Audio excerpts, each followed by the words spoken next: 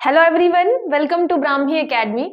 आज का हमारा टॉपिक है यूनिट 6 का एक टॉपिक जो है मध्य प्रदेश में बौद्धिक संपदा अधिकारों की प्रगति, जो आपका इंटेलेक्चुअल प्रॉपर्टी राइट्स के बारे में पूछा गया है। मध्य प्रदेश कैसी प्रगति कर रहा है उसके बारे में, ठीक है। Progress of intellectual property rights in Madhya Pradesh. तो बेसिक से हम बिल्कुल कवर करेंगे। अच्छा, यहाँ पे पूछा सीधे सीधे क्या गया है कि मध्य प्रदेश में जो आपके बौद्धिक अधिकार संपदा है, जो भी बौद्धिक संपदा अधिकार है, उनकी प्रगति कैसी हो रही है, ठीक है। तो हमें सिर्फ प्रगति के बारे में स्पेशली कहाँ पे दिया हुआ है आपके सिलेबस में, लेकिन हमें थोड़ा बैकग्राउंड पता होना चाहिए, क्योंकि ऐसा जरूरी नहीं है कि बिल्कुल वहीं से क्वेश्चन आए।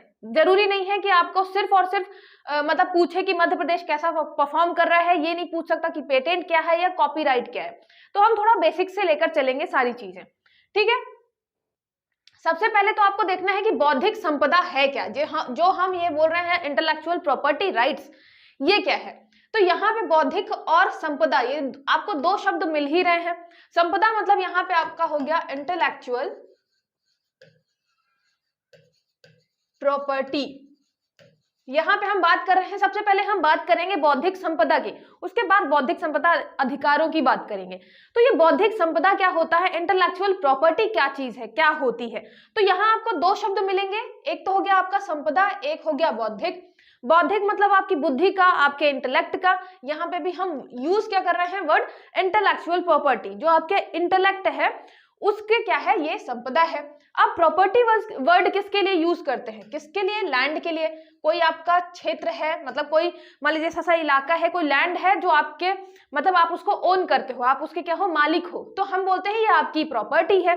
सेम ऐसे ही जो आपकी बुद्धि ओन करती है, मतलब आपने जो सोचा है, जो चीज आपकी मतलब आइडिया में आपके आई है, जो आपने चीजें जो भी सोची हैं, वो किस में आएगी, आपके बौद्धिक वाले संपदा में। तो दो टाइप की आप प्रॉपर्टी तो समझ रहे होंगे, जैसे आपका जो लैंड है, जो एरिया है, वो आपकी प्रॉपर्टी है।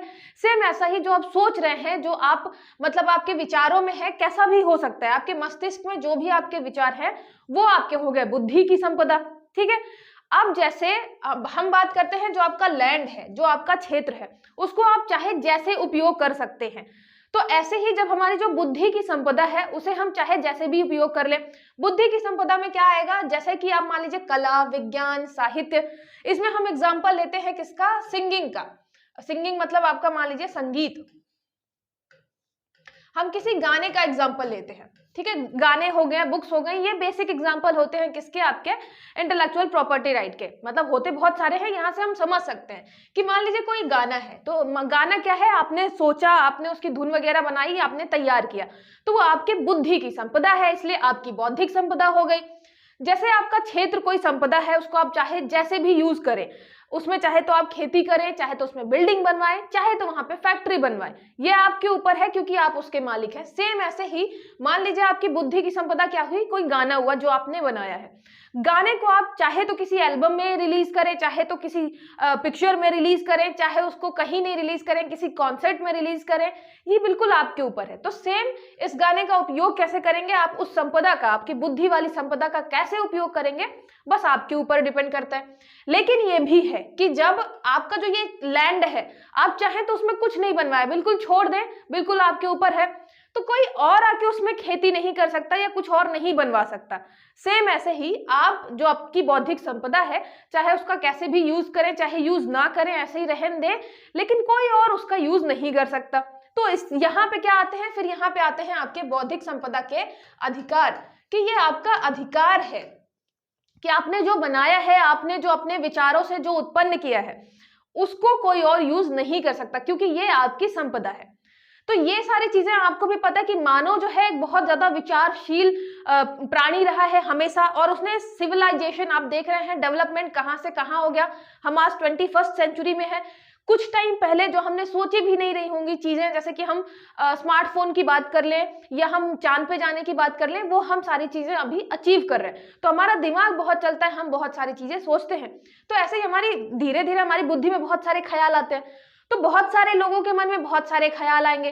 तो जब आपका कोई अधिकार है, आपने कोई चीज सोची है, तो फिर आपको अधिकार भी देना पड़ेगा कि कोई और उसको उपयोग नहीं करे, क्योंकि आपको भी पता है मनुष्य क्या है, एक स्वार्थी प्राणी है। बहुत सारे आपके फिलोसोफर कह गए हैं, हॉब्स उनमें से एक है कि मनुष्य आपका स्वार्थी प्राणी है।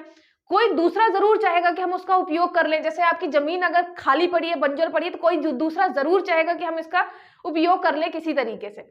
तो सेम ऐसे ही आपकी जो बौद्धिक संपदा है, इस वाली इंटेलेक्चुअल वाली प्रॉपर्टी का आपका कोई उपयोग कर सकता है, दुरुपयोग कर सकता है, आपसे बिना पूछे वो उसका यूज कर सकता है, उससे फायदा उठा सकता है। इसलिए फिर हम अधिकार देते हैं जो भी व्यक्ति, जिसकी भी वो संपदा है उसको। तब वहां पे आता है आपका बौद्धिक संपदा अधिकार। ये हो गया आपका इंटेलेक्चुअल प्रॉपर्टी राइट्स। फिर हम अधिकार देते हैं कि आपको वो अधिकार है कि आप ही यूज करेंगे सिर्फ आपकी संपदा, जो आपकी बौद्धिक संपदा है, बुद्धि की संपदा है। ठीक है, इसको किस में दिया जाता है? मान लीजिए आपने कोई आविष्कार कर दिया, कोई निर्माता है, उसके बौद्धिक कार्य जैसे कला हो गया, विज्ञान, साहित्य, आपने कोई बुक्स लिखी है, अब बुक वही सेम टू सेम, मतलब मान लीजिए मैंने कोई बुक लिखी और कोई और जो है उसने, मतलब मैंने छपवाई और मैंने अपने घर पे रखी, मैंने कहीं नहीं दी। एक आदमी आया, उसने चोरी कर ली मेरे यहाँ से, उसने बहुत सारी बुक्स बनवा ली, उसकी कॉपी करवा ली, बेचने लग गया। ना ही उसने मुझे बताया, ना ही उसने मुझे पैसे दिए उस चीज के, लेकिन वो काम किसका था? मेरा था। तो इसलिए मेरे राइट्स का वायलेशन हो गया यहाँ पे। तो हम साहित्य पे देते हैं, विज्ञान, कला, जैसे सिंगिंग वगैरह हो गया, को एक विशिष्ट अवधि के लिए। ये भी याद रखिएगा कि हम फिक्स टाइम के लिए देते हैं। ये नहीं कि मैंने एक सॉन्ग बना दिया तो बिल्कुल जब तक मतलब जब तक ये है, पृथ्वी है अपनी, तब तक वो सिर्फ मेरे नाम पे ही रहेगा, ऐसा नहीं है। हम एक फिक्स अवधि के लिए, एक फिक्स टाइम के लिए देते हैं। चाहे आपके बौद्धिक संपदा अधिकार जो है, इंटेलेक्चुअल प्रॉपर्टी राइट्स, सुरक्षित रखने के लिए कानूनी विशेषाधिकार है। बौद्धिक संपदा अधिकारों को मानव अधिकारों की सार्वभौम घोषणा के अनुच्छेद 27 में उल्लिखित किया गया है, जो आपका यूनिवर्सल ह्यूमन राइट्स है, यूनाइटेड नेशन वाला। यहाँ पे आप इंग्लिश में देखेंगे तो ज्यादा समझ आएगा। यहाँ पे आपका क्या है? Intellectual property rights are outlined in article 27 of the universal declaration of human rights. तो जो आपका human rights, universal declaration human rights का हुआ था, उसमें आपका इंटेलेक्चुअल प्रॉपर्टी राइट जो है वो आर्टिकल 27 के अंतर्गत ह्यूमन राइट्स, जो आपका क्या बोलते हैं इसको, मौलिक अधिकार बनाया गया है। तो अब सोचिए, अब देखिए मानव का अधिकार, वैसे आप देखेंगे कि बहुत बहुत बड़ी बड़ी चीजों में हम मानव अधिकार की बात करते हैं कि जो स्वतंत्रता है वो मानव अधिकार है। अब यहाँ पे इंटेलेक्चुअल प्रॉपर्टी राइट को हमने मानव अधिकार में रख दिया है। तो मेन क्या था कि ये जो कॉन्सेप्ट है आपका बौद्धिक संपदा अधिकार, आता कहाँ पे है? डेवलप्ड नेशन से आता है। आपको भी पता है कि जो आपके डेवलप्ड विकसित देश हैं, उनके पास टेक्नोलॉजी पहले आई, वो हर चीज में, हर फील्ड में सबसे आगे निकल गए। डेवलपिंग नेशन जो है उनके पास अभी धीरे धीरे आ रही है। लीस्ट डेवलप्ड कंट्रीज तो अभी बहुत ही पीछे चल रही है। तो जो ये डेवलप्ड नेशन हो गए, इन्होंने सोचा कि भाई हम इतनी सारी हमने चीजें तो बना ली, लेकिन अगर कोई कॉपी कर ले तो, और हम इसका यूज नहीं कर पाए। जैसे हो गया ना कि अब ब्रिटेन जो है, इंडस्ट्रियल रेवोल्यूशन उसके यहाँ हो रहा है, अब वो हम बहुत सारे सामान बना रहा है, लगातार मशीनें बना रहा है। अब वो तो ये चाहेगा नहीं कि सेम मशीन जो है हमारे पड़ोसी देश में आ जाए और वो सेम बहुत सारे कपड़े बनाने लग जाए और भारत जो कि हमारा मार्केट है वहां पे ही जाके बेचने लग जाए। तो वो क्या करेगा? वो इंटेलेक्चुअल प्रॉपर्टी लेकर आएगा कि हमारी जो मशीन है उसको कोई कॉपी नहीं कर सकता, उस पर सिर्फ हमारा अधिकार है। तो ऐसे ही फिर धीरे धीरे आगे बात बढ़ी कि जो आपके डेवलप्ड नेशन थे, उन्होंने सोचा कि हम अपनी कोई भी चीज, चाहे वो कोई भी मशीन हो या कोई भी टेक्नोलॉजी हो, ये पास नहीं होने देंगे छोटे आपके डेवलपिंग नेशन में, ऐसे फ्री में, है ना, पैसा देके आप ले सकते हो, फ्री में पास नहीं होने देंगे, इसलिए हमें ये सुरक्षित रखना पड़ेगा। फिर सारी कंट्रीज ने मिलकर, सारे जो आपके डेवलपिंग नेशन उन सबसे साइन भी करवा लिया है कि आप यूज नहीं करोगे, ये आपके इंटेलेक्चुअल प्रॉपर्टी राइट के अंतर्गत आएगा, तो आप यूज नहीं करोगे। मतलब ये सारी चीजें जो हैं क्या रहेंगी आपके यहाँ पे मानव अधिकार घोषित कर दी गई कि बहुत बड़ा अधिकार है मानव अधिकार, आपका बौद्धिक संपदा वाला अधिकार। ठीक है, तो ये सारे जो चीजें हैं हमें जरूरत भी होती है। जैसे आपके कोविड-19 में वैक्सीन की जरूरत थी, लेकिन कुछ लोग ने बोलने लग गए कि नहीं यार, पेटेंट है, हम तो ऐसे देंगे नहीं फ्री में, तुम बना नहीं पाओ, हम ही से खरीदो, हम चाहे जितने भी रुपए में बेचें हम ही से खरीदो। तो बहुत सारी प्रॉब्लम भी आ जाती है। तो ये सारी चीजें किससे रिलेटेड है? आपके इंटेलेक्चुअल प्रॉपर्टी राइट से। याद रखिएगा, ये ओरिजिनल वर्क की बात करता है ऑफ द ह्यूमन माइंड। हमारे जो माइंड में है, ये प्रोडक्ट ऑफ माइंड है, माइंड का जो भी प्रोडक्ट होता है उससे रिलेटेड है। आर्ट हो गया, साइंस हो गया, लिटरेचर, टेक्नोलॉजी, हर फील्ड में है। फिर इंटेलेक्चुअल प्रॉपर्टी राइट मैंने आपको बता दिया, राइट से रिलेटेड है, ये सेफ गार्ड दिया जाता है क्रिएटर को for their intellect work, art, science, literature, specific period of time. ये जरूर याद रखिएगा, एक फिक्स अवधि के लिए दिया जाता है, a fix period of time. फिर यहाँ पे हमने बताया उद्देश्य क्या है, हम क्यों करते हैं ये सारी चीजें, हमें क्या मतलब, ठीक है जो आपके डेवलप्ड नेशन है उन्होंने बोला कि ऐसा कुछ हमें बनाना है इंटेलेक्चुअल प्रॉपर्टी राइट, हमने क्यों एक्सेप्ट कर लिया, हम नहीं मानते तो क्या होता। तो यहाँ पे लोगों को आर्थिक लाभ हो, जो आपका मतलब जिसने वो चीज बनाई है उसको फाइनेंशियल प्रॉफिट होना चाहिए। मान लीजिए बहुत सारी रिसर्च हुई किसी एक दवाई के पीछे, और जब वो दवाई बनी, मान लीजिए कैंसर की दवाई बनी, तो अब वो कंपनी जिसने बहुत ज्यादा रिसर्च करी है, बहुत सारे पैसे लगाए हैं, वो तो सोचेगी कि हमें प्रॉफिट हो।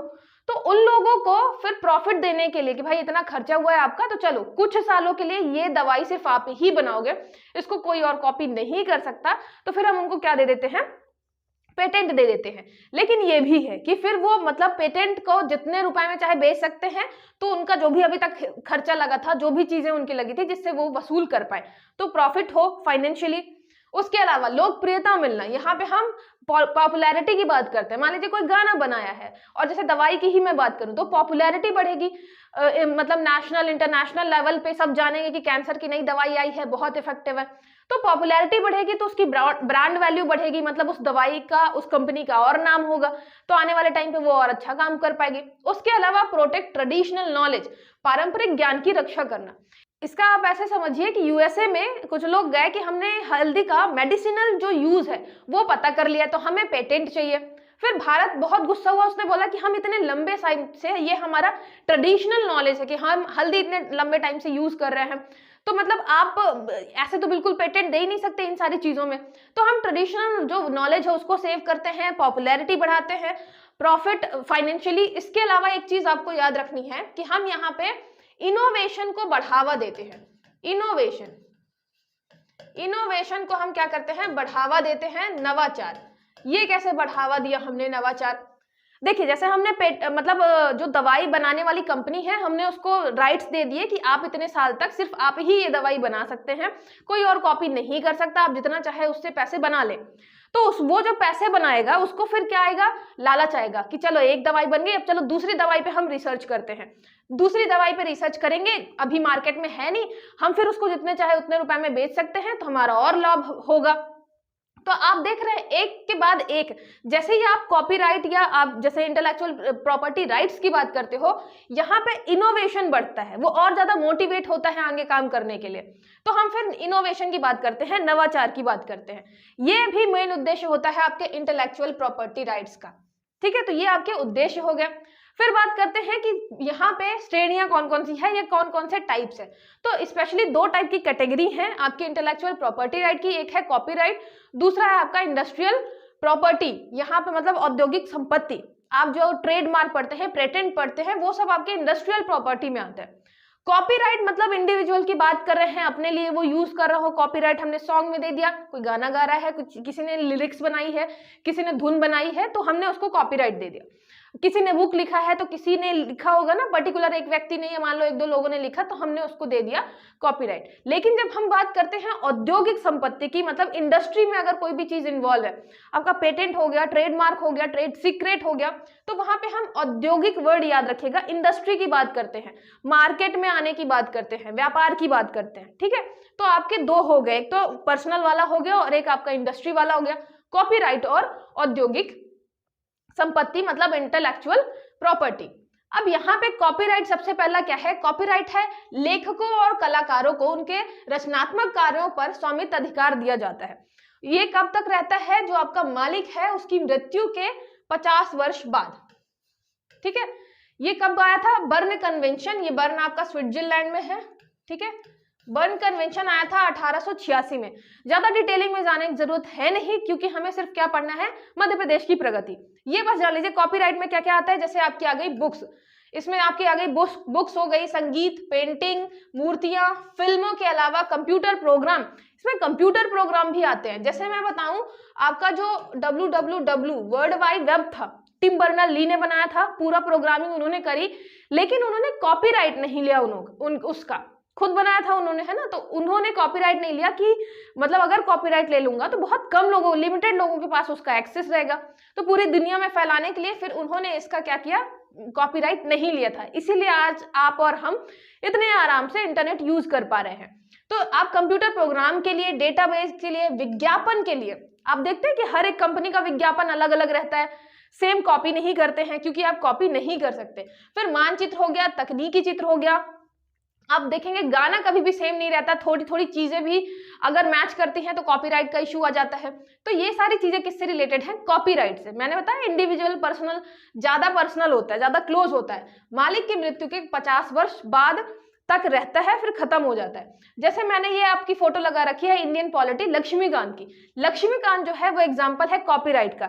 आप सेम टू सेम लक्ष्मीकांत की लाइनें उठा उठा के किसी दूसरे बुक में नहीं छाप सकते, आपको उसमें कुछ चेंजेस करने पड़ेंगे, अपने भाव में लिखना पड़ेगा। तो ऐसे ही हर एक बुक में होता है, जो भी बुक होती है सबका अपना कॉपीराइट होता है कि आप सेम टू सेम कॉपी नहीं कर सकते। ठीक है, तो कॉपीराइट का आपको क्या समझना है? एग्जाम्पल समझना है कि कॉपीराइट में कौन कौन सी चीजें आ रही हैं। आपकी किताबें आ रही हैं, गाना आ रहा है, फिल्म आ रही है। फिल्म सीधे सीधे आप कॉपी नहीं कर सकते। जैसे मान लीजिए कोई भी बॉलीवुड वाली मूवी है, या मान लीजिए कोई भी आपकी हॉलीवुड वाली मूवी है, हॉलीवुड मूवी को बॉलीवुड में सेम टू सेम कॉपी करने के लिए हमें उनसे परमिशन लेनी पड़ेगी, हम सीधे सीधे नहीं कर सकते। तो ये सारी चीजें किससे रिलेटेड हो गई? आपकी कॉपीराइट से रिलेटेड। एग्जाम्पल लक्ष्मीकांत का याद रखिएगा। फिर ये आपका इंग्लिश में हो गया computer programs, database, advertisement, maps, technical drawings, in addition to books, music, painting, sculpture, मूर्ति, आपकी फिल्म्स। ठीक है, फिर बात करते हैं औद्योगिक संपत्ति। औद्योगिक संपत्ति आपका इंडस्ट्रियल प्रॉपर्टी। इंडस्ट्रियल प्रॉपर्टी में फिर आपको ये 5 टाइप के मिलेंगे। पेटेंट हो गया एक, तो पेटेंट, ट्रेडमार्क, भौगोलिक संकेतक या संकेत, आपका जियोग्राफिकल इंडिकेटर। फिर औद्योगिक डिजाइन, इंडस्ट्रियल डिजाइन जो है, और व्यापार रहस्य, ट्रेड सीक्रेट। अभी हम सबके एग्जांपल भी देखते जाएंगे किसमें कौन सी चीज आएगी। जैसे ये हो गया आपका औद्योगिक, मतलब याद रखिएगा हम यहाँ पे इंडस्ट्री की बात करेंगे, जो भी चीजें इंडस्ट्री में यूज हो रही हैं। अब एक इंडस्ट्री में कोई भी चीज है, मान लीजिए हमने रिसर्च करी बहुत अच्छे से और हमने वो चीज बनाई, तो फिर अब वो कंपनी चाहेगी ना कि मेरा वाला प्रोडक्ट या मेरी वाली कोई भी चीज वो दूसरा कॉपी नहीं करे। जैसे नाइकी का है, नाइकी का लोगो है, तो वो दूसरा कभी नहीं सोचेगा कि मेरा ही सेम लोगो कोई और भी यूज कर ले। तो ये औद्योगिक इंडस्ट्री से रिलेटेड जितने भी आपके आईपीआर हैं वो आपके औद्योगिक संपत्ति में आएंगे। जैसे कि पेटेंट, ट्रेडमार्क, भौगोलिक संकेत, आपका ज्योग्राफिकल इंडिकेटर, औद्योगिक डिजाइन, इंडस्ट्रियल डिजाइन और व्यापार रहस्य, ट्रेड सीक्रेट। जैसे यहाँ पे मैंने फोटो लगाई है, ये मैकडॉनल्ड है, तो मैकडॉनल्ड का ये जो सिंबल है इसमें भी हमने दे रखा है आपका ये भी। इसके अलावा ये जो लिखा हुआ है आई एम लविंग इट, ये जो आपका स्लोगन है, स्लोगन में भी मिला होता है इनको ट्रेडमार्क वगैरह। फिर जैसे ये आपका गाड़ी का सिंबल है ना, यहाँ पे आप देख रहे हैं कोका कोला का जो शेप है, जो कलर है, इन सारी चीजों पे पेटेंट और ट्रेडमार्क दिया जाता है। तो ये सारी चीजें आपकी किसमें आएंगी? औद्योगिक संपत्ति में। ठीक है, तो ये आप 5 प्रकार इसके पढ़िएगा और वो आपका कॉपीराइट अलग हो गया। ठीक है, चलिए इसको डिटेल में फिर देखते हैं। ये पेरिस कन्वेंशन 1883 में आया था। अब देखिए हम क्या पढ़ रहे हैं, 1800 के टाइम से आपका चल रहा है ये औद्योगिक संपत्ति और कॉपीराइट। कॉपीराइट आपका 1886 का है, 3 साल बाद। तो मतलब 1800 से चला आ रहा है, जो भी चीज हम बना रहे हैं वो कोई दूसरा कॉपी ना कर ले। पहले तो यही सोचा होगा कि जितने भी हमारे इंडस्ट्रियल रेवोल्यूशन वाली चीजें हैं कोई और पड़ोसी देश ना कर ले। फिर उसके बाद जैसे जैसे डेवलप्ड नेशन हो गया वो सोचेंगे कि डेवलपिंग वाला ना कर ले, है ना, कि हमसे मतलब हमारा सामान ले जाए फिर उसी को पूरा पूरा बना ले अपने यहाँ, हमसे खरीदे ही नहीं तो हमें लॉस हो जाएगा। तो ये सारी चीजें फिर आई आपके इंटेलेक्चुअल प्रॉपर्टी के अंतर्गत। सबसे पहले बात करते हैं पेटेंट की। पेटेंट क्या होता है? जब कोई आविष्कार की आवश्यकताओं को पूरा करता है। यहाँ पे हम बात करते हैं इन्वेंशन की। When an invention satisfies the requirement of general novelty, industrial or commercial application, a patent is granted. यहाँ पे इंडस्ट्रियल और कमर्शियल यूज, हम क्या बात कर रहे हैं? औद्योगिक की। उद्योग में कहीं भी यूज हो रहा होगा, कोई भी ऐसा आपका इन्वेंशन है, कोई भी ऐसा आविष्कार है जो हम उद्योगों में यूज कर रहे हैं, तो वो आपका पेटेंट के अंतर्गत आएगा। Product as well as process, ये याद रखिएगा कि चाहे हम प्रोडक्ट की बात करें, प्रोडक्ट मतलब आपका जो उत्पाद है, चाहे हम उत्पाद की बात करें, चाहे हम प्रोसेस की बात करें कि किस प्रोसेस में बना है। जैसे मान लीजिए हमने कोई मशीन बनाई, हमने ऐसी मशीन बनाई कि मान लीजिए जैसे मेरी आंखों में जैसे मेरा कितना पावर है, मेरा कितना पावर अभी आपकी एक मशीन आती है उसमें भी काफी इजीली पता चल जाता है। लेकिन ऐसा भी कोई लेंस आ जाए या ऐसी कोई मशीन आ जाए जिसमें ऐसे मैं रखूं और मुझे पता चल जाए कि मतलब बहुत छोटा हो उसका शेप, और बस आंखों के सामने लगाते ही मुझे पता चल जाए कि मेरे आंखों का पावर कितना है। तो ऐसे अगर कोई आप नया इन्वेंशन करते हैं, कुछ नया आविष्कार करते हैं, उद्योग के क्षेत्र में, तो वो आपका कहलाएगा पेटेंट। फिर आप उसका पेटेंट लेंगे, ठीक है। यहाँ पे पेटेंट कितने साल के लिए मिलता है? यहाँ पे मिलता है प्रोटेक्शन फॉर 20 ईयर्स, 20 साल के लिए मिलता है, याद रखिएगा। कॉपीराइट 50 साल के लिए, डेथ होने के बाद। पेटेंट आपका मिलता है 20 साल के लिए, मतलब 20 साल तक आप यूज कर सकते हैं। यहाँ पे जैसे आप फार्मास्यूटिकल वगैरह, कोई आपने वैक्सीन बनाई, कोई आपने दवाई बनाई, वो आप 20 साल तक यूज कर सकते हैं। यहाँ पे एक चीज आप पढ़ेंगे, मतलब यहाँ पे सिर्फ एक वर्ड जान लीजिए, एवरग्रीनिंग, एवरग्रीनिंग ऑफ पेटेंट। ये क्या होता है? जो आपके स्पेशली ये फार्मास्यूटिकल वालों के लिए यूज होता है कि 20 सालों में खत्म होने लग जाएगा, फिर वो दवाई जो है हर कोई बनाने लग जाएगा या यूज करने लग जाएगा। तो वो क्या करते हैं, जो भी आपका मान लीजिए ऐसा कंटेंट मिला हुआ है इस दवाई में, तो उस कंटेंट में से कोई एक छोटा सा कंटेंट वो क्या कर देते हैं, दूसरा बना देते हैं। जैसे मान लीजिए कि ऐसा कोई, यहाँ पे कोई ए नाम की चीज हमें उसमें डालनी होती है। ए नाम की चीज पहले हम पौधों से प्राप्त कर रहे थे, अब लेकिन इन्होंने क्या किया, उसी ए नाम की चीज को बदल के अब बता दिया कि हम उनको पशुओं से प्राप्त कर रहे हैं। अब हम क्योंकि उसको पशु से प्राप्त कर रहे हैं, एनिमल से प्राप्त कर रहे हैं, तो ये हमारा नया प्रोडक्ट है। नया प्रोडक्ट है तो हमें इसे कॉपीराइट दो। और सेम उसी दवाई के लिए इन्हें अगले 20 साल के लिए क्या मिल जाता है, पेटेंट, मतलब आपका राइट मिल जाता है। तो इसको बोलते हैं एवरग्रीनिंग ऑफ पेटेंट, मतलब कभी भी जाए ही नहीं उनके पास से पेटेंट राइट, उन्हीं के पास रहे, बस छोटे छोटे वो चेंजेस करते रहे। इसका बहुत अपोज होता है इंडिया में, और मतलब हमेशा इंडिया इन सारी चीजों, इंडिया ने क्या किया है, इंडिया ने ला दिया है जेनेरिक मेडिसिन, कि आप अगर बिल्कुल नया कोई प्रोडक्ट नहीं बनाते हैं, मतलब ये मैं फार्मास्यूटिकल के लिए बता रही हूँ, जेनेरिक मेडिसिन हमारे यहाँ आ गई है, उसके अलावा भी अगर बिल्कुल नया प्रोडक्ट नहीं आता है, जो बिल्कुल नई कोई चीज सॉल्व कर रहा हो, तब हम उसको पेटेंट देते हैं, नहीं तो नहीं देते हैं, ठीक है। तो यहाँ पे हम इन्वेंशन की बात कर रहे हैं कि आपका कोई आविष्कार होना चाहिए, आविष्कार। उसके अलावा हम जो प्रोडक्ट है, कोई उत्पाद है, आविष्कार के अंतर्गत आपने जो भी उत्पाद बनाया, जो भी मशीन बनाई है, इसके अलावा उस पूरी प्रोसेस का, दोनों को हम पेटेंट देते हैं, ठीक है। 20 साल के लिए दिया जाता है, और ये होता है पेटेंट एक्ट 1970, अमेंड हुआ था 2005 में। अब इतनी डिटेल में जाने की बात नहीं है, क्योंकि ये टॉपिक आपके प्रीलिम्स से रिलेटेड है, वो भी हमें प्रगति पूछा है, तो बस इतना जान लीजिए। कब आया था? 1970 में आया था, ठीक है। और एक बार ये हो चुका है अमेंड भी। फिर बात करते हैं ट्रेडमार्क। यहाँ पे एग्जाम्पल जरूर याद रखिएगा सबके, क्योंकि अगर क्वेश्चन आता है कि इसमें से मतलब किस किस को पेटेंट से रिलेटेड है या ट्रेडमार्क से रिलेटेड है, तो क्वेश्चन आपके दिमाग में बिल्कुल ये मतलब दिमाग में बिल्कुल क्लियर होना चाहिए कि पेटेंट होगा, कॉपीराइट होगा, ट्रेडमार्क होगा। ट्रेडमार्क क्या हो गया? इसके उपयोग एक कंपनी के उत्पादों या सेवाओं को दूसरी कंपनी उत्पादों या सेवाओं से अलग करने के लिए दिया जाता है। ट्रेडमार्क अधिनियम 1999, यहाँ पे सबसे अच्छा एग्जाम्पल है, used to separate the product or service of one company from those of another company। तो यहाँ पे ट्रेडमार्क का आपका एग्जाम्पल जो है आप कर सकते हैं, जैसे प्यूमा। प्यूमा का क्या हो गया? आपका लोगो होगा। अभी मैकडोनल्ड का हमने लोगो देखा, उसके अलावा कोको कोला का जो लोगो है, जो भी सिंबल है, तो ये सब किस में आएगा? ट्रेडमार्क में आएगा। ट्रेड मतलब एक तो हो गया आपका ये ट्रेड, और एक हो गया मार्क। ट्रेड मतलब आपका, हम किसकी बात कर रहे हैं? उद्योगों की बात कर रहे हैं। तो ट्रेड मतलब यहाँ पे उद्योग से रिलेटेड है। उद्योग से रिलेटेड क्या है? मार्क है, मतलब हम कोई चिन्ह की बात कर रहे हैं, है ना। मार्क है मतलब कोई चिन्ह है।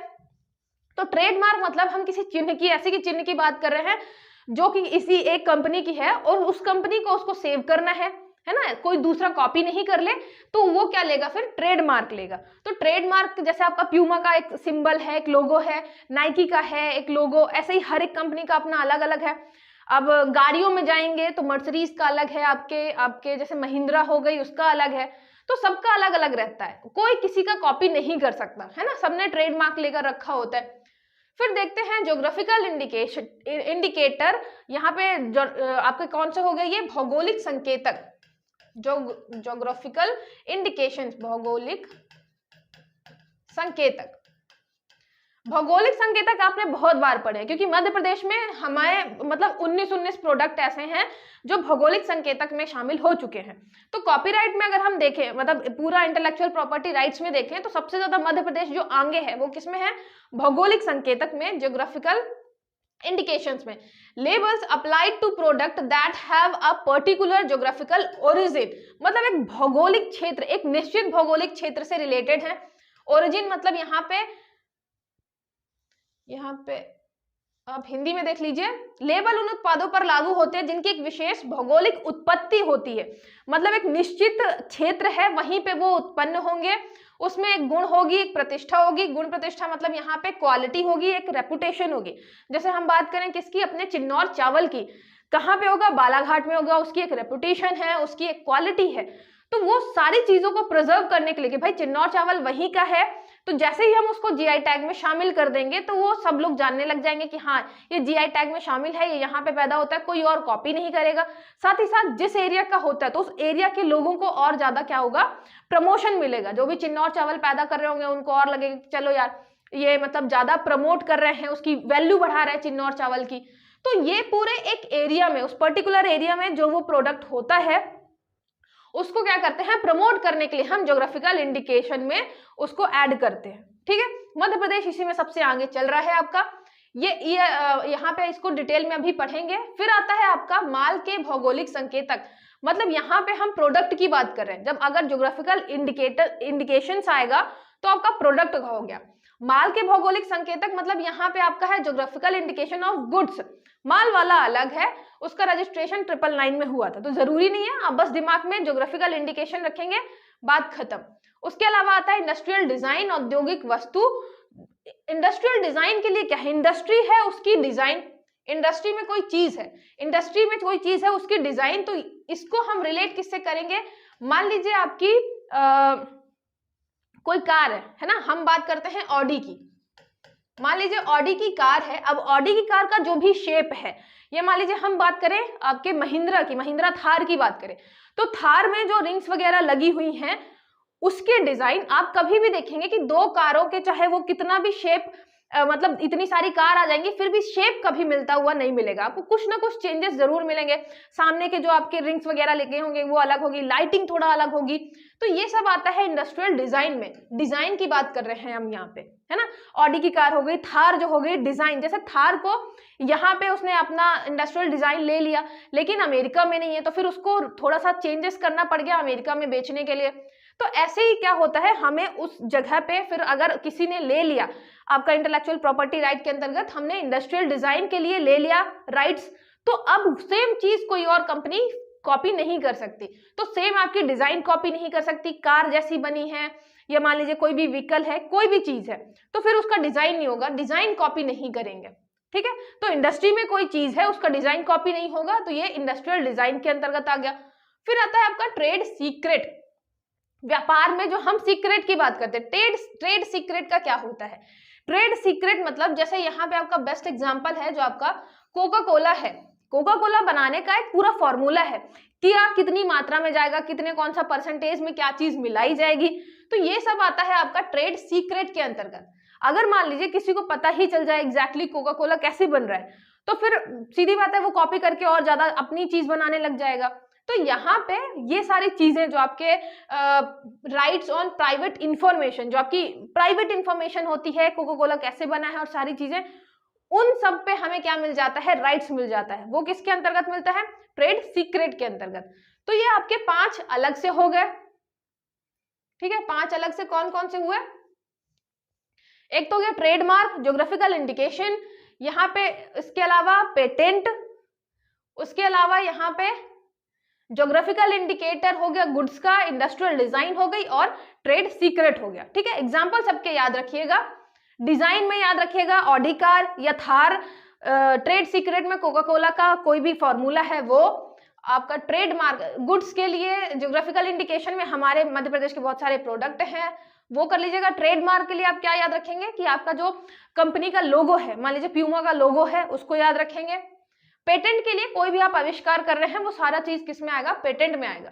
फिर आता है आपका विश्व बौद्धिक संपदा संगठन, ये आपका हो गया WIPO, world intellectual property organisation. अब कोई भी डाउट आएगा, कोई भी मतलब ऐसा है कि डेवलप कंट्री को लगेगा कि हमारी चीज कॉपी हो गई है और डेवलपिंग नेशन ने कर ली है, कोई भी मतलब अगर हमें बौद्धिक संपदा से रिलेटेड कोई भी मीटिंग रखनी है, कुछ भी रखना है, तो हम किसके पास जाएंगे, हम जाएंगे वीपो के पास। तो हमने एक ऑर्गेनाइजेशन बनाई, कब बनाई, 67 में।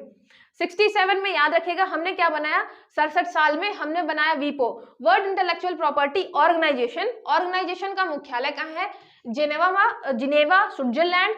भारत ने साइन कब किया था, तो 1975 में शामिल हुआ था वीपो के अंतर्गत।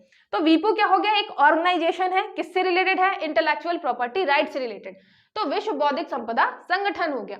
फिर ये जो आपका वीपो है वो हर साल वैश्विक नवाचार सूचकांक जारी करता है। तो यहाँ पे ग्लोबल इनोवेशन इंडेक्स जारी करता है हर साल, कौन जारी करता है, वीपो। दोनों अच्छे क्वेश्चन है, याद रखिएगा। वर्ल्ड इंटेलेक्चुअल प्रॉपर्टी राइट्स 1967 में बनाया गया था, जेनेवा में हेडक्वार्टर है। 75 इमरजेंसी के टाइम पे हमने, इंडिया में इमरजेंसी आई तब उन्हें लगा कि चलो वीपो को हमें शामिल कर लेना चाहिए, तो वीपो में हम शामिल हो गए इमरजेंसी के टाइम पे। इनोवेशन में हर साल लाता है कौन, वीपो अपना इनोवेशन के लिए इंडेक्स लाता है, तो ग्लोबल इनोवेशन इंडेक्स। यहाँ पे हो गया आपका वैश्विक नवाचार सूचकांक। 2023 में भारत का 40वीं रैंक थी। और यहाँ पे अगर देखें कि विश्व इंटेलेक्चुअल प्रॉपर्टी डे कब मनाते हैं, तो यह 24 अप्रैल को। याद कैसे कर सकते हैं, 40 साल के हो गए हम, मतलब जब हमने नवाचार शुरू किया तब हम ऑलरेडी 40 साल के हो चुके थे। बड़े बड़े शहरों में छोटे छोटे बच्चे नवाचार या इनोवेशन चालू कर देते हैं, हमारे देश में पढ़ाई की वजह से और सारी चीजों की वजह से हमने 40 साल में जाके नवाचार चालू किया, हमने इनोवेशन करना चालू किया, ठीक है, 40 साल में 40 जब लग गया। बात करें आपके इंटेलेक्चुअल प्रॉपर्टी डे की, तो इंटेलेक्चुअल प्रॉपर्टी राइट्स डे जो है, आज भी इंटेलेक्चुअल प्रॉपर्टी डे, ये कब है, 24 अप्रैल। तो अप्रैल का एक तो आप खपड़ायल भी कर सकते हैं, जो खपड़ायल के घर बने होते हैं, या फिर मतलब अप्रैल में होता है ना कि मतलब मूर्ख बनाते हैं, फूल डे होता है जो, तो उससे भी कर सकते हैं कि हमने 24 लोगों को फूल बनाया। अब ये जरूर याद रखिएगा, फूल जो है अप्रैल से कहीं भी मैच नहीं कर रहा, हमने फूल डे के लिए बनाया है, 1 अप्रैल से रिलेटेड है ना, अप्रैल, नहीं तो अप्रैल का आप खपड़ायल भी कर सकते हैं, खपड़ायल हो गया। तो 24 लोग जो हैं वो खपड़ायल में खड़े हुए हैं, किसके लिए, कि उनको इंटेलेक्चुअल प्रॉपर्टी मिलेगी। फिर आपका हो गया ट्रिप्स एंड ट्रिम्स, ये आपके पुराने सिलेबस 2019 वाले सिलेबस में ये आपके था। ये क्या है, आपका व्यापार संबंधी बौद्धिक संपदा अधिकार समझौता, जो 1994 में आया था, trade related intellectual property rights, इसका फुल फॉर्म है, ट्रिप्स का full form trade related intellectual property right agreement है, ठीक है। कब आया था, 1994 में। ये मतलब जब आया था इसमें था क्या, तो इसमें जब एग्रीमेंट लोगों ने साइन किया तब ये हुआ कि जो आपके डेवलप्ड नेशन है वो 1 साल के अंतर्गत इसको अपने देश में क्या करेंगे, रेटिफाई करेंगे, मतलब इसमें जो जो चीजें भी लिखी होंगी वो अपने देश में लागू करवाएंगे।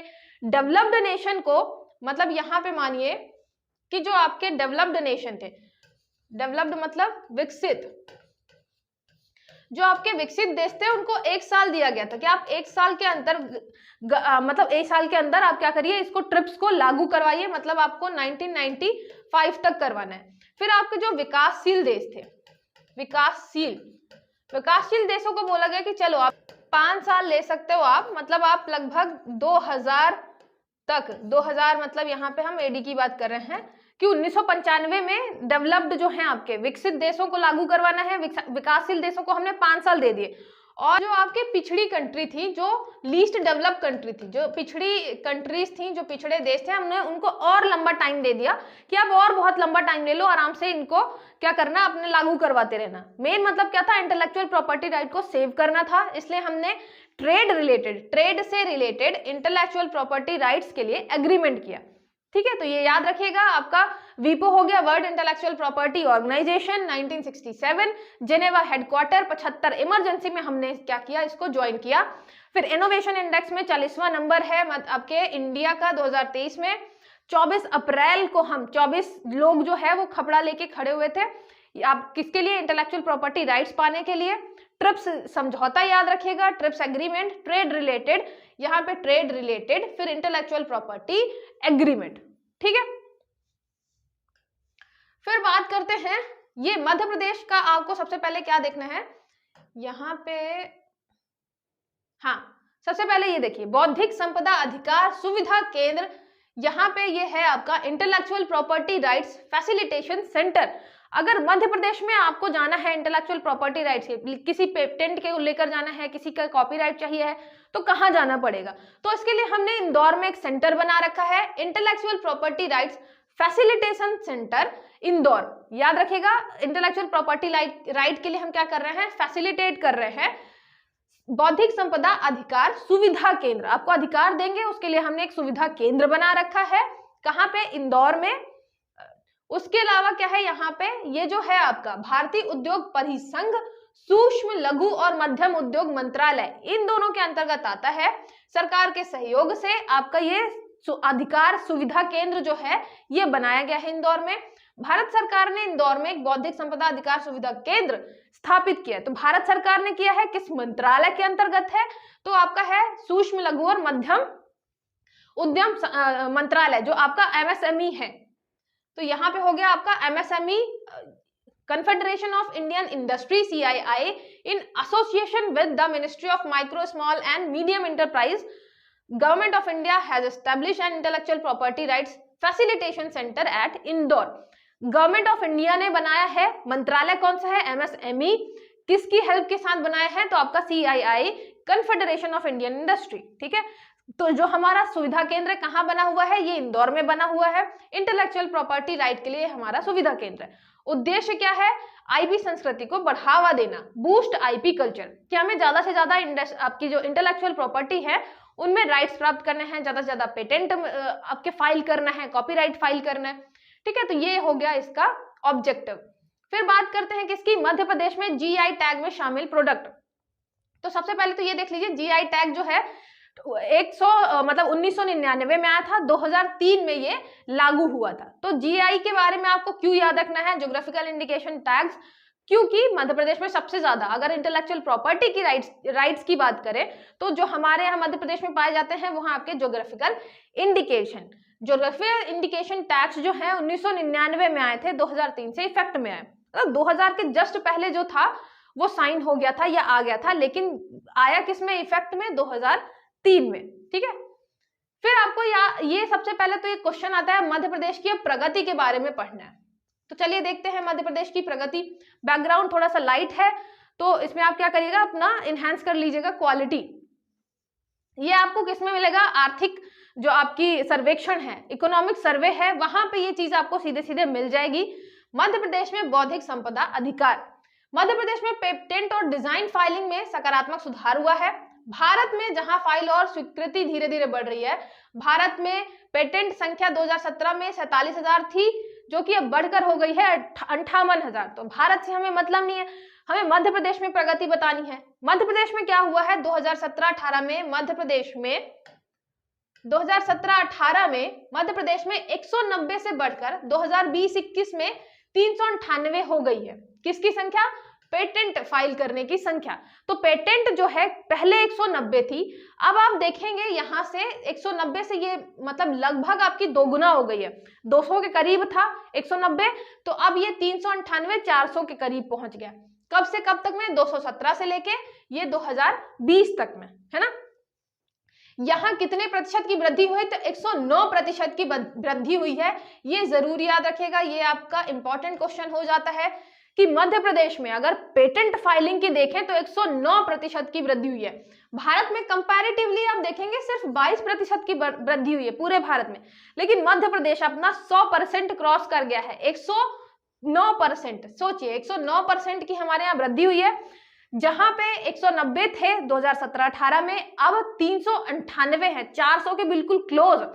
कहां, 2020-21 में। इसके अलावा मध्य प्रदेश ने अपनी पेटेंट फाइलिंग दर में वृहद सुधार किया है। राष्ट्रीय वृद्धि दर जो है वो 87% है। अगर राष्ट्रीय वृद्धि की दर की बात करें, 87% अधिक है राष्ट्रीय वृद्धि दर से। ठीक है, तो ये भी याद रखिएगा, हमारी 109% है, भारत में भी 22% ही चल रहा है, हम 87% आगे चल रहे हैं। हमारे 87% जो है वो ज्यादा आ रहे हैं भारत से।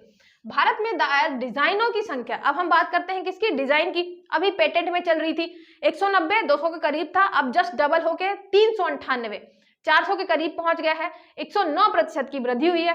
भारत में सिर्फ 22% की वृद्धि हुई है। अगर किसकी बात करें हम, भारत में डिजाइनों के जो संख्या है वो कितनी थी आपकी, 11,000 थी, अब बढ़कर कितनी हो गई, 14,000। तो 20% का यहाँ पे क्या हुआ है, बढ़ोतरी हुई है। लेकिन बात करें किसकी, मध्य प्रदेश की, तो पहले कितना था, 61। सिर्फ हमारे जो डिजाइन है उसमें हम फाइल कितनी कर रहे थे, 61। अब कितनी हो गई है 214 2020-21 में। मतलब अगर हम बात करें यहाँ पे डिजाइन फाइलिंग की, वो 250% की वृद्धि हुई है। मतलब समझ सकते हैं आप कितनी ज्यादा वृद्धि हुई है। पेटेंट की बात करें तो 109%, हम 100% क्रॉस कर गए हैं पेटेंट में, लेकिन डिजाइन फाइलिंग में तो हम 250% क्रॉस कर गए हैं। 250% की वृद्धि हुई है। ये परसेंटेज जरूर याद रखिएगा।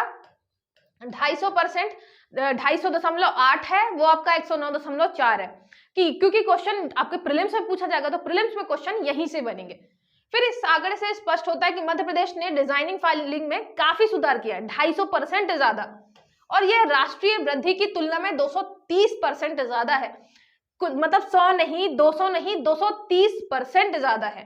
फिर पेटेंट और डिजाइन फाइलिंग की दर राष्ट्रीय स्तर पर लगभग स्थिर है राष्ट्रीय आंकड़ों के अनुसार, लेकिन मध्य प्रदेश की उत्प्रेरक रणनीति में अत्यधिक सुधार हुआ है। मध्य प्रदेश के विगत 5 वर्षों में 3 जीआई टैग प्राप्त हुए हैं। अभी तो हम ये पुरानी बात कर रहे हैं, अभी हमने नया तो बात ही नहीं करी।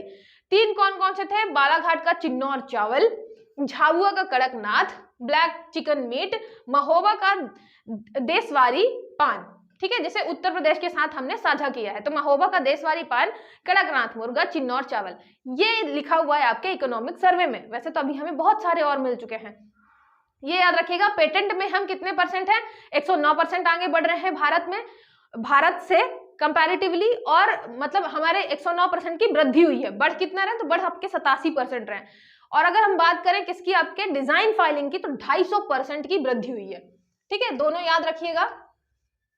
यहाँ पे आपको फिर हिंदी और ये इंग्लिश दोनों में मिल जाएगा। ठीक है, फिर बात करते हैं किसकी? यहाँ पे नंबर ऑफ आईपीआर, ये देखिए यहाँ पे 190 था, अब हो गया 398 पेटेंट फाइल्ड की। यहाँ पे डिजाइन की पहले 61 था, अब 214 हो गया, जरूर याद रखिएगा। और हम कंपेयर किससे कर रहे हैं? 2017-18 से। लेकिन अगर हम 2019-20 से कंपेयर करें कि पिछले साल कितना था अब कितना हुआ, तो हम ये देखेंगे 285 और ये हो गया 398, तो उसमें भी वृद्धि हो रही है। ये मतलब लगभग 300 था, ये लगभग आपका 400 है। 285 से 398 और यहाँ पे 127 से 214। ठीक है, तो 127 से 214 ये हो गए आपके कितने आईपीआर फाइल, किसके? पेटेंट के लिए और डिजाइन के लिए। ठीक है,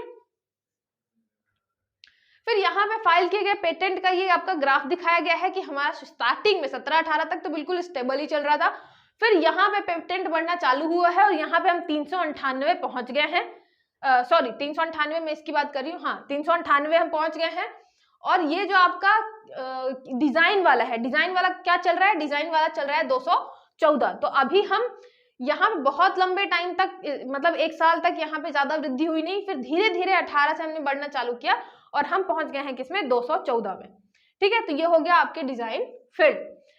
वैसे हम ओवरऑल देखें कंट्री में कौन कितना आगे चल रहा है, तो आपका महाराष्ट्र सबसे टॉप पे चल रहा है, उसके बाद तमिलनाडु चल रहा है। मतलब अभी हम वैसे देखा जाए ओवरऑल में तो बहुत ही ज्यादा पीछे हैं। महाराष्ट्र में कम से कम 5-5 हजार जो है पेटेंट फाइल हो रहे हैं, डिजाइन फाइल हो रही है। हमारे यहाँ अभी हम 398, 214 इतना पीछे चल रहा है, कुछ नहीं है उनके कंपेयर में। लेकिन हाँ, अगर हम देखें कि विगत वर्षों में 2017 से लेकर अभी तक में कितनी ज्यादा वृद्धि हुई है, तो 109% की हुई है पेटेंट में, 250% की हुई है आपके डिजाइन में। ये हमने देख ही लिया कि आपका जो फैसिलिटेशन सेंटर है, जो हम यहाँ पे सुविधा केंद्र बना रहे हैं, इंदौर में बना रहे हैं, एमएसएमई जो मंत्रालय है वो देख रहा है। फिर जीआई टैग की बात करते हैं, आया कब था? 1999 में, 2003 से ये इफेक्ट में आया। अब बात करते हैं किसकी? जो मेन आपका टॉपिक है मध्य प्रदेश में जीआई, आपके जो ज्योग्राफिकल इंडिकेशन नहीं, आईपीआर जो है उनकी प्रगति। ठीक है, इंटेलेक्चुअल प्रॉपर्टी राइट्स की बेसिक आपने देख लिया। अब यहाँ पे मैंने आपको यहाँ पे क्या करना है, सारे का सारा मैप में समझाना है। चंदेरी साड़ी जो है सबसे पहले जीआई टैग में शामिल हुई थी 2005 में। कहाँ से रिलेटेड है? आपके अशोकनगर से रिलेटेड है। चंदेरी का किला भी है वहां पे, तो नाम सीधे सीधे चंदेरी आएगा, तो आप वैसे भी चंदेरी साड़ी, चंदेरी किला अशोकनगर से रिलेट कर लेंगे। ठीक है, यहाँ पे मैं बहुत ज्यादा स्टोरी नहीं सुना रही हूँ, राजपूतानी जो है वो बहुत ज्यादा प्रमोट करती हैं। इसके अलावा हम चंदेरी साड़ी का मतलब जीआई टैग, अब बस इतना याद रखिए, ज्यादा बैकग्राउंड में न जाते हुए। महेश्वरी साड़ी ये कहाँ पे मिलेगा आपका? महेश्वर, खरगोन। जो महेश्वरी साड़ी है आपके डेवलप करने का श्रेय किसको जाता है? हमारी अहिल्याबाई जी को। अहिल्याबाई जी, अभी आज वुमेन्स डे भी है, तो उन्होंने उस टाइम पे मराठों के टाइम पे एक मतलब वुमेन ने एक पूरा का पूरा अपना जो साम्राज्य है, जो भी राज्य है वो संभाला। साथ ही साथ जो आपका महेश्वर वाला इलाका था वो डेवलप किया। आपकी महेश्वरी साड़ी को इतना ज्यादा फेमस किया कि उसे जीआई टैग मिला है। वो एक इंडस्ट्री की तरह ग्रो हुआ आपका महेश्वर। ठीक है, तो ये हो गया आपका महेश्वरी साड़ी। कहाँ पे मिलेगी आपको? खरगोन में, महेश्वर। फिर ये वारासिवनी की साड़ी जो है, याद रखिएगा, ये आपको नाम जो मिलेगा ये मिलेगा वारासिवनी।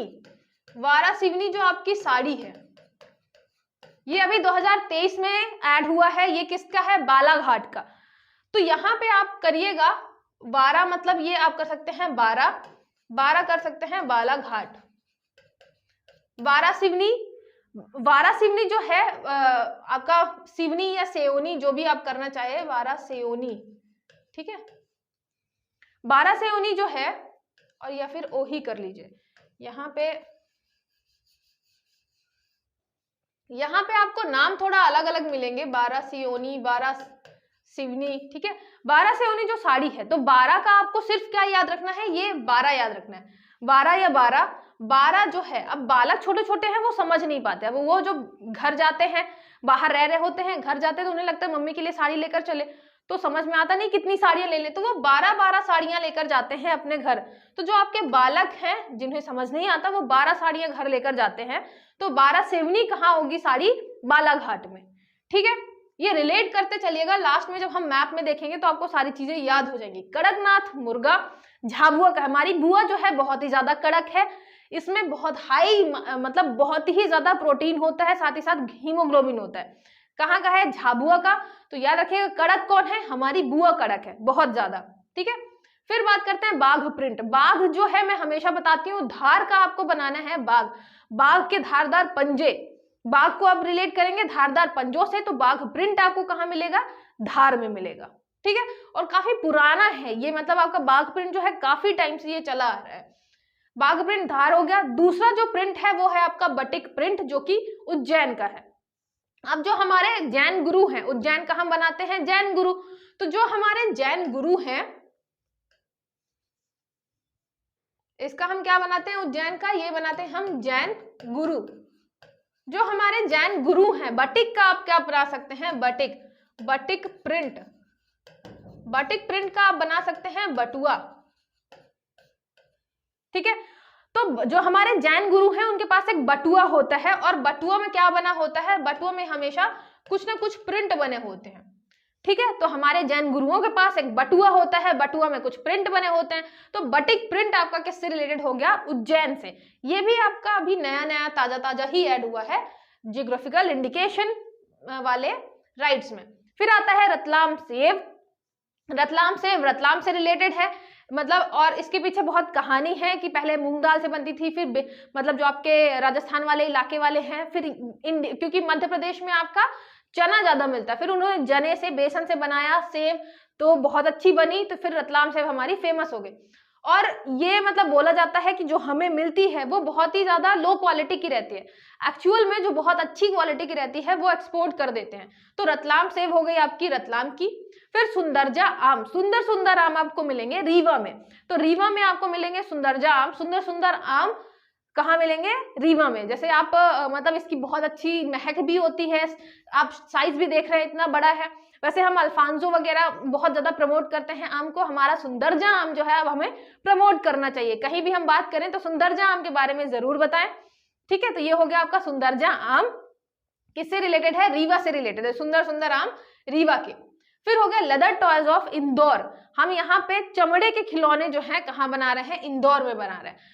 चमड़ा मतलब याद रखिएगा कि चमड़े के खिलौने जो हैं, छोटे छोटे बच्चे वो दौड़ दौड़ कर जाते हैं चमड़े के खिलौने लेने के लिए, क्योंकि उन्हें बहुत पसंद है। तो हम दौड़ कर क्या लेने जाते हैं? दौड़ कर लेने जाते हैं चमड़े के खिलौने। तो ये हो गया लेदर टॉयज ऑफ इंदौर, मतलब ये हो गया आपके चमड़े के खिलौने। चमड़े के खिलौने कहाँ पे हो गए? इंदौर में। इंदौर का हम क्या बनाते हैं? इंदौर का बनाते हैं हम दौड़। तो हम दौड़ कर क्या जाते हैं, चमड़े के खिलौने लेने जाते हैं। ठीक है, तो ये हो गया आपके चमड़े के खिलौने, क्योंकि हमें बचपन में चमड़े के खिलौने बहुत पसंद थे। अब हमें मिलता नहीं है ना टाइम ना चमड़े के खिलौने, तो जब भी हम देखते हैं चमड़े के खिलौने बहुत सुंदर सुंदर, तो हम दौड़ के जाते हैं उन्हें लेने के लिए। तो ये हो गया आपका इंदौर। फिर हो गया आपका बेल मेटल वेयर दतिया, जो आपका हिंदी में भी ऐसे ही आपको मिलेगा लिखा हुआ। ठीक है, हिंदी में भी मिलेगा आपको बेल मेटल वेयर। ठीक है, ये आपको ऐसे कुछ मिलेंगे, मतलब यहाँ पे आप मूर्ति वगैरह देख रहे हैं छोटी छोटी, तो यहाँ पे बेल मेटल वेयर, ये किस दरिया नहीं, ये है दतिया। ठीक है, तो ये आपको मिला है दतिया और टीकमगढ़ को, टीकमगढ़।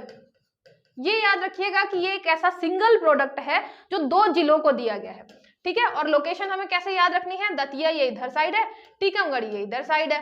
ठीक है, निवाड़ी मेन चीजें ले गया, ओरछा ले गया अपने साथ, और उसका मतलब औद्योगिक केंद्र वगैरह ले गया, लेकिन आपका जो ये बचा है जीआई टैग, वो अभी टीकमगढ़ के पास ही बचा है। तो टीकमगढ़ के पास हो गया बेल मेटल वेयर, ये मेटल की बनी हुई है, बेल मेटल की बनी हुई है आपकी मूर्तियां। बेल मेटल वेयर जो है किसका किसका है, ऊपर हो गया दतिया का, नीचे हो गया टीकमगढ़ का। ठीक है, तो याद रखिएगा, लोकेशन से याद रखिएगा, क्योंकि 2 जिले इसमें इन्वॉल्व हैं। एक तो टीका लगाने वाले चंदन आपके पंडित जी इन्वॉल्व हैं, और दूसरा दांत निकालने वाला इन्वॉल्व है। ठीक है, तो पंडित जी दांत निकाल रहे थे क्योंकि उनको एक बेल मेटल वेयर बहुत सुंदर सा मिल गया था। देखिए गणेश जी बने हुए हैं, तो बेल मेटल वेयर सुंदर सा मिल गया था, इसलिए चंदन वाले पंडित जी दांत निकाल रहे थे, दतिया और टीकमगढ़। फिर बात करें जबलपुर में स्टोन क्राफ्ट, ये भी आपका 2023 में ही ऐड हुआ है। भेड़ाघाट वाला इलाका जो है, आपको पता है वहां पे व्हाइट संगमरमर मिलता है, वहां पे ऐसे बहुत सारी मूर्तियां बनाई जाती हैं भगवान जी से रिलेटेड, और बहुत सारे अलग अलग, जैसे ये जानवर हाथी का बना हुआ है, बहुत ही सुंदर मूर्तियां, इसको भी जीआई टैग मिल चुका है। याद रखिएगा, मार्बल से बना होता है, संगमरमर से।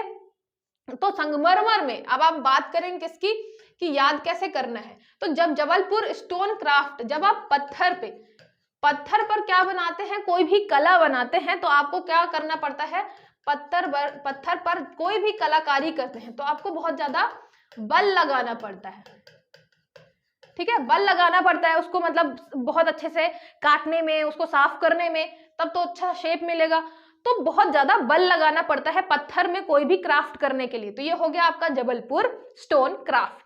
ठीक है, आपके संगमरमर मार्बल से बने होते हैं ये क्राफ्ट। फिर बात करते हैं Gond painting. Gond painting Dindori, Gond painting बहुत ही ज्यादा फेमस है। आपको भी पता है कि गोंड पेंटिंग में मतलब जितने भी श्याम वर्ड है, जनगढ़ श्याम, आपकी दुर्गाबाई व्याम, भज्जू श्याम, ये सारे आपके गोंड पेंटिंग से रिलेटेड है। हमारे मोदी जी ने भी किसी किसी को गोंड पेंटिंग ऐसे गिफ्ट की थी। तो जीआई टैग मिल चुका है किसको, गोंड पेंटिंग डिंडोरी को। याद रखिएगा, गोंड पेंटिंग डिंडोरी। अब आपकी गोंड पेंटिंग में जब आप देखेंगे, ये थोड़ा सा ब्लर हो रहा होगा, इसमें छोटे छोटे ऐसे डॉट्स बने रहते हैं, है ना, डॉट्स। तो ऐसा आप मान सकते हैं कि इसमें ऐसे डोरियां टाइप की बनी होती हैं, जैसे डोरियां गुथी हुई हो। तो डोरी किसमें होती है, आपके गोंड पेंटिंग में। तो गोंड पेंटिंग किससे रिलेटेड हो गया, डिंडोरी से रिलेटेड हो गया। ठीक है, फिर हो गया आपका ग्वालियर हैंडमेड कारपेट। ये जो आपका पूरा कारपेट है ग्वालियर का है, काफी ज्यादा फेमस है। तो ग्वालियर में, आपके ग्वालियर में कौन है, सिंधिया। अब ग्वालियर में सिंधिया है, तो ग्वालियर में अच्छे अच्छे जो कारपेट है, सिंधियाओं के घर में अच्छे अच्छे कारपेट बिछे होंगे, तो ग्वालियर का कारपेट बहुत ही ज्यादा फेमस है। ठीक है, तो आप या फिर ऐसे भी कर सकते हैं कि ग्वालियर का हम क्या बनाते हैं, ग्वाल। या तो आप बना सकते हैं ग्वालियर का ग्वालियर, क्योंकि हम हमेशा क्या बनाते हैं, इसका ग्वाल बनाते हैं। तो जो ग्वाल बाल है उनके घर में बहुत सुंदर सुंदर सी कारपेट है, आप ये रिलेट कर सकते हैं। या ग्वालियर से आप कर सकते हैं सिंधिया, क्योंकि राजा महाराजा हैं तो भाई उनके घर में तो सुंदर सुंदर कारपेट होगी ही बिछाने के लिए नीचे। तो ग्वाल बाल के घर में भी कारपेट है, सिंधियाओं के घर में भी कारपेट है, तो आपको ग्वालियर से रिलेट करना है कारपेट। ठीक है, ये भी अभी नया ऐड हुआ है आपके जीआई टैग में। फिर आता है चिन्नौर चावल। जो आपका चिन्नौर चावल है बालाघाट में, आप इसको कैसे याद कर सकते हैं, चिन्नौर चावल। चिन्नौर चावल का तो आप कर सकते हैं चिन्नू, और चिन्नू को क्या पसंद है, चिन्नू को चावल पसंद है। और चिन्नू कौन है, चिन्नू है छोटा सा बच्चा, तो चिन्नू है बालक। अभी चिन्नू बालक है, समझिए कितनी है, उसे सिर्फ और सिर्फ चावल पसंद है। तो चिन्नू बालक है छोटा सा, तो ये हो गया बालाघाट, और उसे क्या पसंद है, चावल पसंद है। तो चिन्नू को चावल पसंद है, वो है छोटा सा बच्चा, मतलब इमेजिन कर सकते हैं छोटा सा बच्चा जिसका नाम चिन्नू है, वो चावल बहुत खाता है। तो चिन्नौर चावल किससे रिलेटेड हो गया? आपके बालाघाट से रिलेटेड। फिर नेक्स्ट देखते हैं, फिर आ गया शरबती गेहूं। चिन्नौर चावल आपका पहला कृषि प्रोडक्ट था जो कि ऐड हुआ था किसमें? जीआई टैग में। मध्य प्रदेश में पहला कृषि प्रोडक्ट जो जीआई टैग में शामिल हुआ। शरबती गेहूं ये जो है ये आपका दूसरा जीआई टैग में शामिल होने वाला क्या है? प्रोडक्ट है। ठीक है, शरबती गेहूं ये भी 2023 में ऐड हुआ है। कहां से है ये? सीहोर से। आपने आशीर्वाद आटा का जरूर देखा होगा ऐड वगैरह, तो आशीर्वाद आटा बिल्कुल पूरे भारत में बहुत ज्यादा फेमस है। उसमें लिखा होता है कि मध्य प्रदेश के शरबती गेहूं, मतलब चुनिंदा शरबती गेहूं से बना हुआ आटा, मतलब शरबती गेहूं बहुत ही ज्यादा फेमस है, याद रखिएगा। ठीक है, तो यहाँ पे आपका गोल्डन ग्रेन शरबती गेहूं जो है रिलेट कैसे कर सकते हैं? जब आप शहर में किसी के भी घर जाएंगे, अभी वैसे भी गर्मी आ रही है, गर्मी में शहर में आप किसी के घर जाएंगे तो वो शरबत जरूर पिलाएगा। शरबती से आप कर सकते हैं शरबत, तो शरबत जरूर पिलाएगा कि तुम आराम से बैठ के शरबत पियो पहले तो, है ना, बहुत धूप से आए हो। तो शहर में आप किसी के भी घर जाएंगे तो सबसे पहले वो क्या पिलाएगा? शरबत। शरबती गेहूं किससे रिलेट हो गया? आपके सीहोर से। ठीक है, सीहोर का हम शहर बनाते हैं। तो ये हो गया आपका दूसरा कृषि प्रोडक्ट, मतलब चावल भी है जीआई टैग में शामिल और आपका गेहूं भी जीआई टैग में शामिल है। फिर आता है महुआ पान, जो कि उत्तर प्रदेश और मध्य प्रदेश दोनों को संयुक्त रूप से मिला हुआ है। अब महोबा के पान बहुत पसंद है उत्तर प्रदेश वालों को भी, मध्य प्रदेश वालों को भी, तो महोबा में हमने लगा रखा है पान। ठीक है, महोबा मतलब बहुत ही होगा, यहाँ पे बहुत ही पान होगा, क्योंकि उत्तर प्रदेश वालों को भी यहीं से लेना है, मध्य प्रदेश वालों को भी यहीं से लेना है। तो यहाँ पे महोबा का आप कर सकते हैं बहुत पान होगा, बहुत पान होगा, क्योंकि यूपी और एमपी दोनों यहीं से ले। महोबा बहुत पान होगा महोबा में, बहुत पान होगा महोबा में, यूपी और मध्य प्रदेश दोनों क्योंकि यहाँ से पान मंगवाते हैं। ठीक है, दोनों को इसमें संयुक्त रूप से जीआई टैग मिला हुआ है। फिर आता है आपका नागपुरी ऑरेंज, महाराष्ट्र। इनको मतलब कहीं कहीं पे आपको मिलेगा नागपुरी ऑरेंज, कहीं पे नहीं मिलता है। तो मतलब ऐसे मैं कहीं कहीं पे क्या ही बोलूं, कहीं कहीं पे आपको मिलेगा कि जो आपका महाराष्ट्र और मध्य प्रदेश है दोनों को संयुक्त रूप से नागपुरी ऑरेंज के लिए भी क्या मिला है? जीआई टैग मिला है। तो याद रखिएगा, नागपुर महाराष्ट्र वाले इलाके में, लेकिन उसके नागपुरी ऑरेंज के लिए महाराष्ट्र के साथ साथ हमारे मध्य प्रदेश को भी क्या मिला है? जीआई टैग मिला है। फिर एक आता है आपका wrought iron craft of Dindori. Dindori में हमने एक आयरन क्राफ्ट भी जो है उसको जीआई टैग में शामिल कर रखा है। ऐसे आपके बने होते थे आयरन, मतलब आपका लौह शिल्प। ठीक है, तो आपको लौह शिल्प मिलेगी कहाँ पे? डिंडोरी में। डिंडोरी में तो आप देखिए हम लौह शिल्प ऐसे बना रहे हैं, लेकिन छोटी छोटी बना रहे हैं, जैसे कि हमने छोटी छोटी डोरियों से बना रखा हो। तो छोटी छोटी डोरी से हमने क्या बना रखा है? लौह शिल्प। ठीक है, छोटी छोटी डोरी से। तो ये हो गया डिंडोरी, डिंडोरी में हो गया लौह शिल्प। इसके अलावा अभी हमने क्या पढ़ा था? डिंडोरी में ही गोंड पेंटिंग। ठीक है, अब देखिए, अब आपको हम एक बार पूरा मैप में देख लेते हैं। मध्य प्रदेश के मैप में आपको अगर जीआई टैग नहीं याद आ रहे हो तो आपको क्या करना है? आपको सबसे पहले मैप याद करना है कि कहाँ पे कौन कितने हैं, उतने याद आने चाहिए। जैसे कि सबसे पहले ऊपर बात करें, अच्छा इसमें एक चीज मैंने छोड़ दी है, ये है आपके मुरैना के गजक। ठीक है, मुरैना के गजक छूट गए हैं इसमें। मुरैना के गजक के बाद हमने नीचे क्या पढ़ा? ग्वालियर की कारपेट। तो आपको क्या करना है? सबसे ऊपर से चालू करना है। सबसे ऊपर में मुरैना, तो मुरैना की गजक, फिर उसके नीचे आया ग्वालियर, ग्वालियर में हो गया आपका कारपेट। उसके बाद यहाँ पे दतिया और टीकमगढ़, इन दोनों को मिला के क्या था आपका? Bell metal where.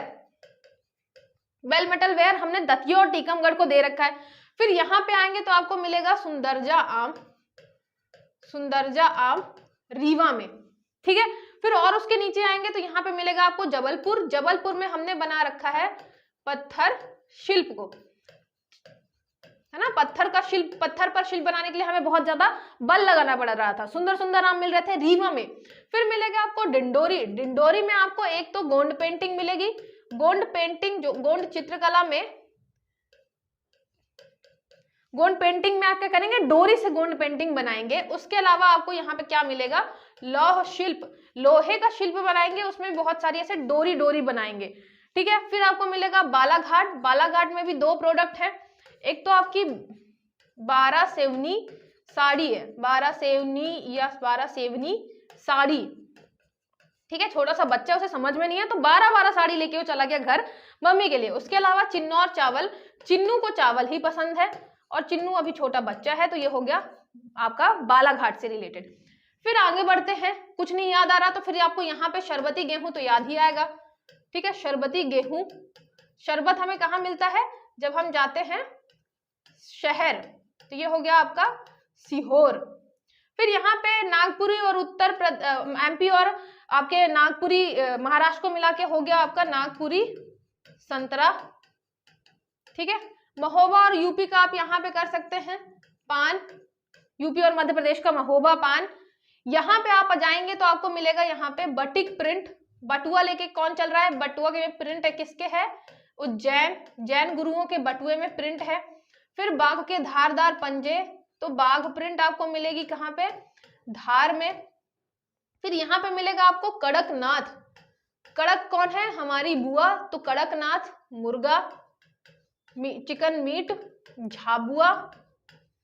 फिर उसके अलावा यहाँ पे आपको मिलेगा रतलाम में रतलाम सेव, ठीक है, रतलाम सेव। उसके अलावा नीचे यहाँ आपको मिलेगा महेश्वरी साड़ी, महेश्वर। यहाँ पे आपको मिलेगा चंदेरी साड़ी, चंदेरी साड़ी अशोकनगर। आई होप यहाँ पे सारे हो गए हैं, अगर छूट रहे होंगे तो आप देख लीजिएगा अपने हिसाब से।